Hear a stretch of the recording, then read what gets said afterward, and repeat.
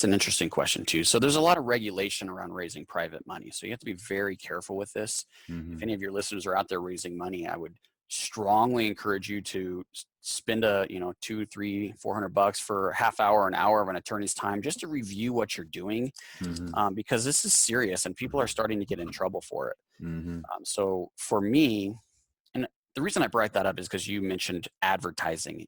We call that a general solicitation when in the securities world. You're not allowed to generally solicit for private money. You can't make an offer. You can't offer a return or a partnership or any of that to somebody you don't know. You have to have a pre-existing relationship with them, Mm-hmm. unless there's two types of ways you could pool money together and advertise, and they're pretty expensive to put together. So what we did is a Reg A recently.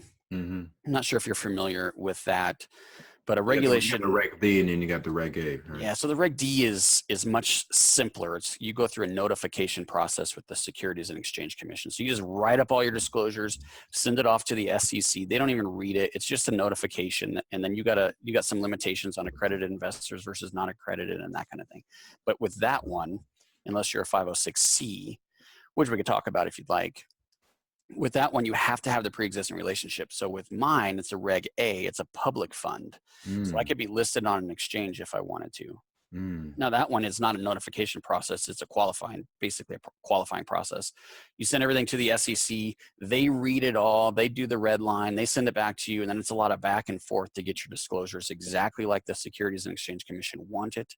And then that's the prospectus or the circular that you send out to your prospective investors. Now, the benefit to that, Dwaine, is that I'm allowed to solicit inside the states I'm approved in, and Mm. I'm allowed to say, hey, I'm going to pay you an 8% return, for example. Mm. And I'm allowed to take in accredited and non-accredited investors, and there's no limitation to that.